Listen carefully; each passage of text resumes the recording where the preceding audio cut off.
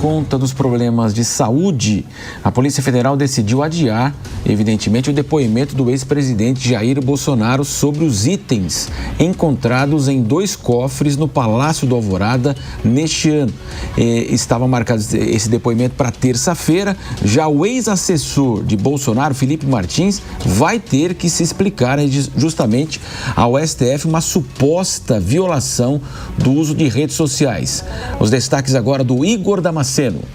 Olá, é exatamente isso. Lembrando que Felipe Martins é ex-assessor especial do ex-presidente Jair Bolsonaro, foi condenado a 21 anos por tentativa de golpe de Estado e abolição violenta do Estado Democrático de Direito. Condenado aqui pela primeira turma do Supremo Tribunal Federal no dia 16 de dezembro. Só que ele aguardava o esgotamento dos recursos, o chamado trânsito em julgado, em liberdade.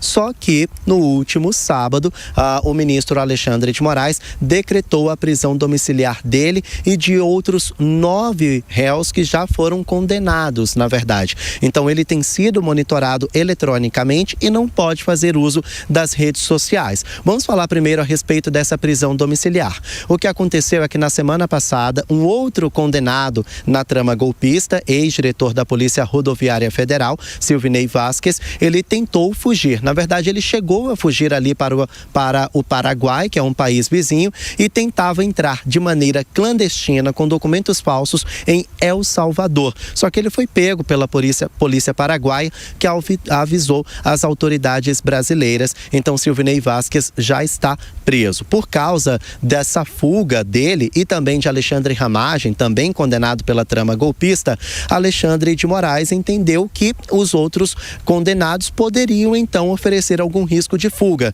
E por isso 10 condenados acabaram tendo a prisão domiciliar, mesmo os recursos ainda não tendo se esgotado. Entre eles está Felipe Martins, que agora, além de ser monitorado eletronicamente, ele também não pode fazer uso das redes sociais. Muita discussão a respeito da individualização.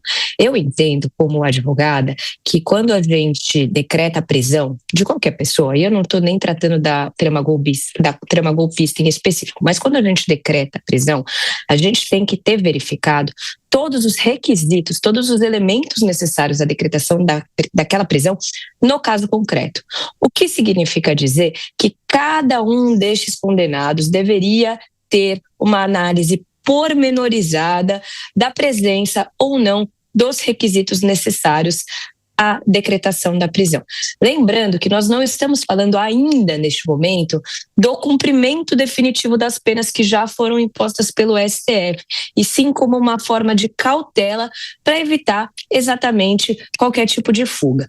Neste caso, o que nós estamos vendo é a culpabilidade dos demais por força de ações praticadas por um ou outro. O Silvinei recentemente fugiu, né, tentou fugir pelo Paraguai, e isso acabou na implicação da decretação da prisão dos demais. Tenho certeza que os advogados de cada um deles vão conseguir esclarecer ao Supremo Tribunal Federal que não é este o caso, porque cada um dos demais não apresentou este perigo de fuga e foi a motivação para estas decretações. Fábio Piperno, a sua opinião sobre essa decisão do STF? Um fugiu, o outro tentou uma fuga, houve rompimento aí de tornozeleira eletrônica. Você acha que precisa ser rígido para que a lei seja cumprida, ou cada caso também precisa ter essa individualização? Veja, já são 2 fugas, né, do presidente do Instituto Voto Legal, do Ramagem, uma tentativa, a do Silvinei, aliás, só fazendo um parênteses, né? Ele podia se consultar com o Ramagem sobre o melhor modus operandi para isso, né? Porque ele, como presidente, como diretor da Polícia Rodoviária Federal, cometer esse tipo de gafe, né? Enfim, deslize, nem organizar uma fuga ele consegue via Paraguai. Realmente, olha o nível de direção que a Polícia Rodoviária Federal tinha. O Ramagem, pelo menos, foi mais bem sucedido, né, em relação a isso. E o caso lá da tentativa de rompimento da tornozeleira pelo presidente Bolsonaro, né? Então, são 4 casos entre os cerca de 30 condenados aí. É claro que eu, se fosse advogado de defesa, eu argumentaria que o meu cliente, que agora é obrigado a cumprir uma domiciliar, não tem nada a ver com a ação que o outro cometeu, né? Por mais que o STF tenha suspeitas de que eles possam tentar algo, eu acho que nesse caso a suspeita não seria o suficiente para determinar esse tipo de ação. Embora isso seja previsto em lei. Quer dizer, a autoridade, até por identificar alguma suspeita de tentativa de fuga, ela pode decretar isso, mas eu acho que é, sim, uma medida extremamente rigorosa. Agora, repito, já são 4 os casos de pessoas condenadas nesse processo que tentaram, né, algum tipo de drible na justiça brasileira.